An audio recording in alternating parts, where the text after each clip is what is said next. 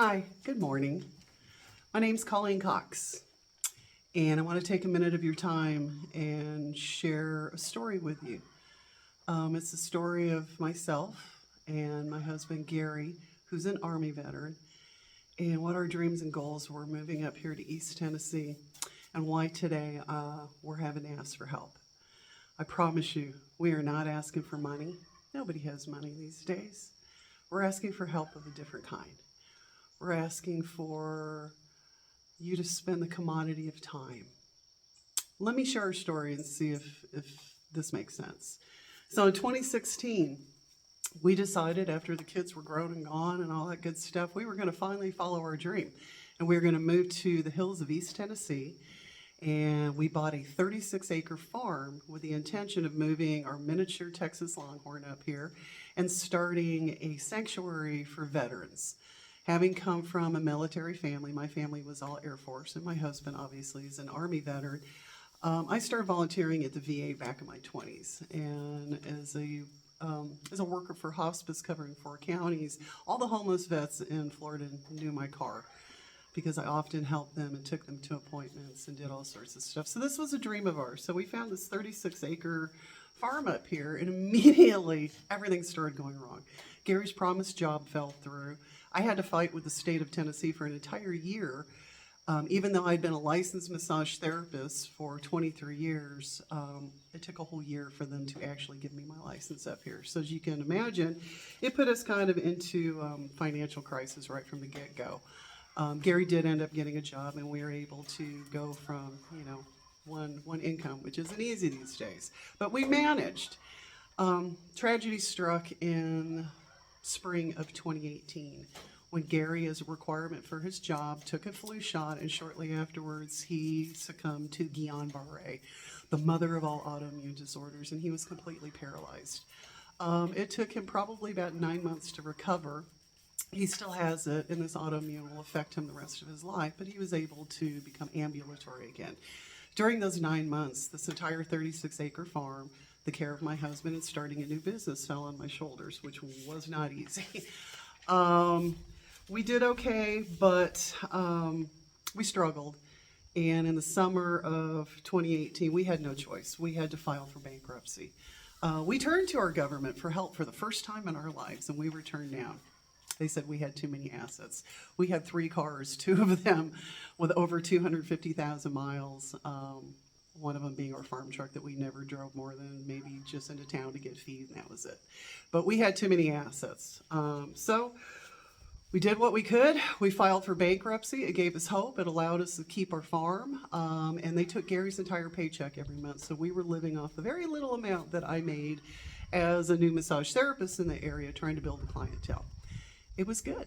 We did all right. We struggled. We put our dreams on hold for a little bit. We always said it's okay. And then COVID hit.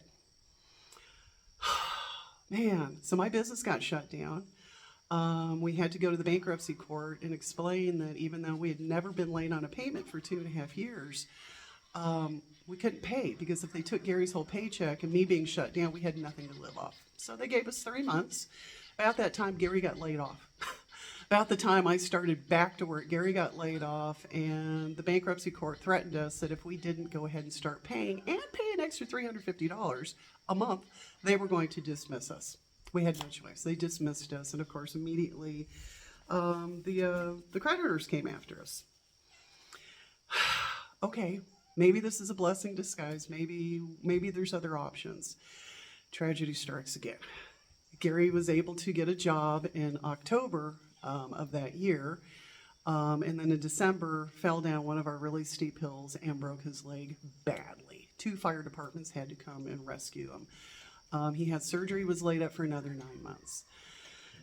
The whole place, everything fell on my shoulders again, and I struggled I'm 62, I've got torn Achilles, torn ACLs, and everything here is a hill, so I really struggled. Because we live back at the end of a holler. There's no cell phone signal. So at that point, we started talking, going, this ain't working. We got to do something different. And in June of 2021, my Air Force veteran son who came up here during COVID with his wife and little infant, took his own life. Sorry, it still hurts. The 3-year anniversary is this Friday. And I still cry every day. But needless to say, we lost what little bit of help we had. And that was that, and along with Gary now breaking his ankle on the same leg that he had broke the year before, I couldn't do it anymore. And I said, babe, we got to sell the farm. We looked around and, oh my gosh, it's slim pickings around here because everybody and their mother moved here in 2020. So we decided, let's sell the house and half of our farm. We already have a well down below. We'll keep 16 acres. It's flat. It seemed like a win-win. Oh my gosh. So we had been looking at these kits called arched cabins for years. We thought, this is a no-brainer. Let's go ahead. Let's get an arched cabin. Then we realized, we're older than we were when we started looking at this. We're going to need help. It's 19 feet up. We can't do this on our own. So we thought, let's hire a contractor. They can put it together for us and frame it in, do the 2 end walls because it's an arch. Then all we would have to do is do our flooring, do our interior walls and our bathrooms. We do it all ourselves. This was our dream home. Well, the third contractor, one that we were introduced to because the other 2 fell through, acted like a best friend. He's a good old boy. Slapped you on the back. Yeah, I can do this. I can do that. Sure, no problem. But our dream house started getting everything checked off. No, don't have money for that. Nope, you're not going to have enough money for that. Nope, not going to have enough money for that. For example, we have a loft upstairs with French doors. We have no porch off of it, no deck. Couldn't afford it. This gentleman, unfortunately, knew exactly how much money we had after the sale of our house because I'm stupid and I let that slip. And guess what? Our contract was written for the exact amount. So he took every penny we had. As you'll see through photos and videos, it hasn't turned out the way we thought. After it was supposed to take 3 months, we started getting delay after delay after delay.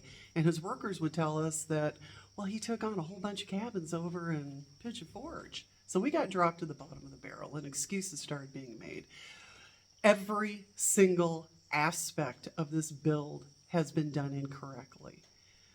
Turns out the gentleman never once looked at the builder's manual. We even put him in touch, personal cell phone, with the owner and manufacturer of the company.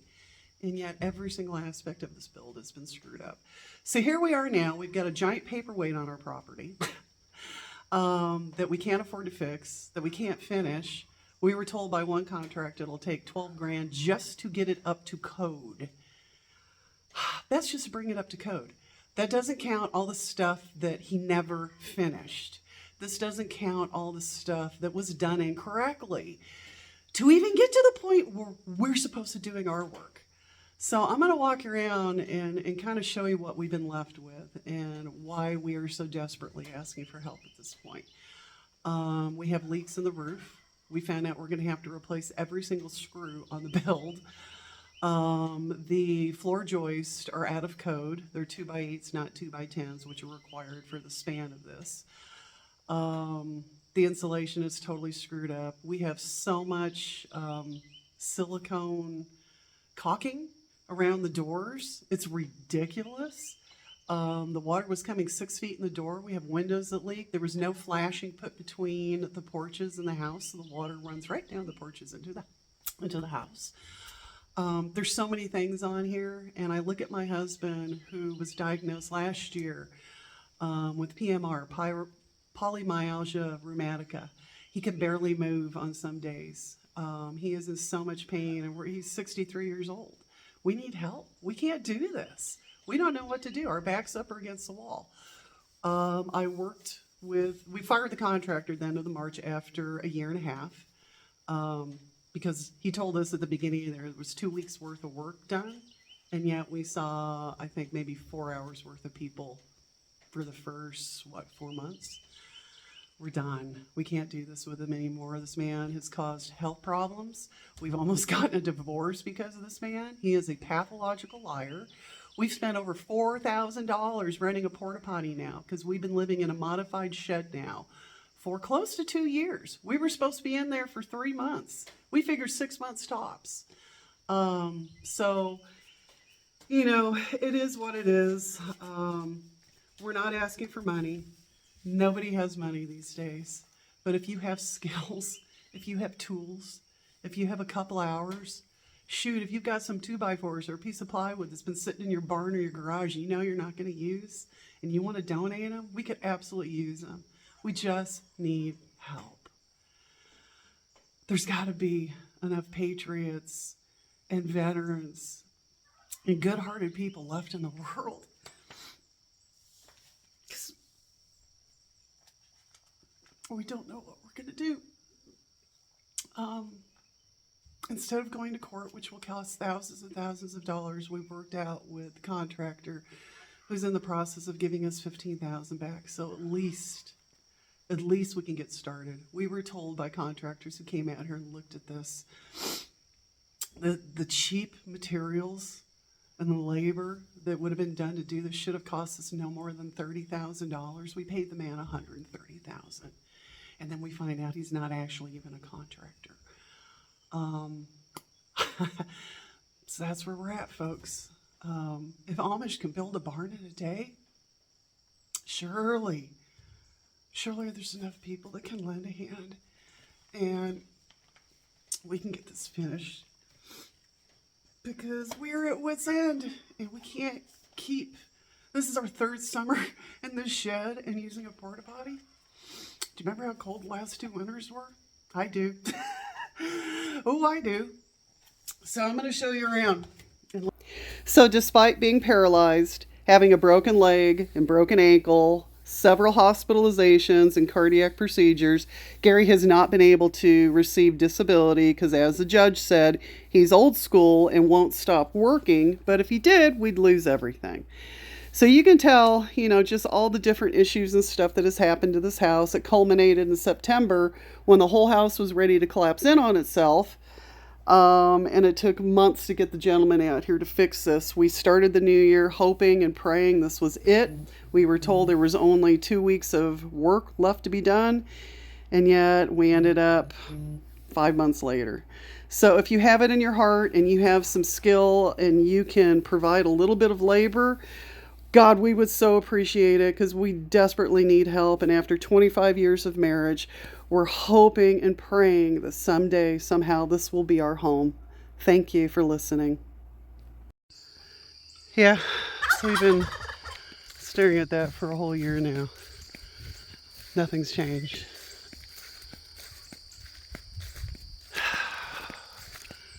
They left a whole sheet of metal. The kit came with a very specific amount. They left one whole sheet off, so when you go up to that metal, you can stick your whole hand right under it and poke your hand into the house. That concrete block wall, huge cracks all over it. They put these in after they did the deck. They had 2x4s holding it up. So that's not in the concrete, it's on top. And because it's lower, it fills up with like 2 to 3 inches of water. Yeah, this is how we've had to get up onto this porch for, you know, ever since it started. There's no flashing. Oh, I should have showed you first. Underneath, there's flashing that they put after the fact, but there's no flashing between here. So the water runs right down the deck. So, and as you can see, it rots the boards. This is all the trash and crap they left. None of the doors actually fit properly. Oh yeah, there's that. I don't know. It's just some random hole they decided to cut out of the floor. But yeah, so all along the bottom walls, the water's come in. In fact, they came out and cut this piece out. Hey, is that daylight? These walls, there was so much water coming in, we actually had white slime where all the leaks and stuff have been. Yeah, this is, can I make this farther out there? This is what it's looked like for a year now. The whole thing almost collapsed in on itself. back in September of last year, and it took 2 months to get them out here. They had to put that in because all they had was 2x4s, 2x6s that were nailed in, and the walls were pushing out, making the whole walls do this. Yeah, we would have been in here sleeping one night, and ba-bam! If these walls had just been 2x6s, our pipes could have run down the middle of them, because that septic pipe, they actually had that coming into our shower. We moved that. You'll love this. They did this after the inspection. Tell me how out of code is that? They built the floor, put the flooring right on top of the wire. So it's going to pinch that wire if this house shifts or moves. Window leaks. We get a bunch of water under there. This isn't square, even remotely. Nothing in here. You can look at that 2x4 in the back. Nothing in here is level or square. We've had water come in as far as over here from under the door and coming in under the door from upstairs. Our door to death. Oh, I gotta show you all this. Yeah, because of course $142,000 wasn't enough to do this. So we have a door to death up there. I don't know if you can see it in this video, but yeah, we've got tons of freaking caulking everywhere. Yeah, and again, 2x4 walls. Would have been nice if those were 2x6s. We had to change this out because this was a septic pipe that was venting our toilet. And it was just a pipe coming out with a lid on it with a vent on the end of it. We're like, seriously? So we had a guy fix that, and now that is the vent to the fan in the bathroom. And he went ahead and hooked into the vent pipe that goes through the ceiling, which there's no common sense. Nothing. No common sense with anything that's done in here. And again, we've had all the leaks in the walls over here, had some nice slime. You know, then we have this kind of quality where okay. Yeah, let's just put some random boards. I pitched a fit because if you look up there, look at our floor joists. So their solution, throw in some boards and stick it next to them. That was the solution. We'll just put some other boards up there for you because some of these were so thin that what are we supposed to hook our ceiling to? Yeah, and one of the guys at Lowe's told us that these contractors very often come there and they bundle up all the crap wood, because I'm telling you, all these 2x4s, everything's chewed up. He had a guy come in here sand them because there was so much mold and stuff. This is their solution when they don't match the boards, because I pointed this out immediately because there's some pretty big gaps in here. And I was told, don't worry about it, we're gonna replace those boards. No, they didn't. Here's our door to death, because yeah, there wasn't enough money to actually put a deck on here also, even though other contractors have told us this should have been no more than $30,000 for everything that's in here. And this floor that sat, actually all the 2x4s, everything in here, but especially the floor sat with a good 2 inches of water sitting on it for months on end. So this is what we're left with. We just need help. Help us get the walls up. Help us get the flooring done. We've got showers to build. There's a shower upstairs, the shower here, the tub. We just need help. We really do. Thank you for listening.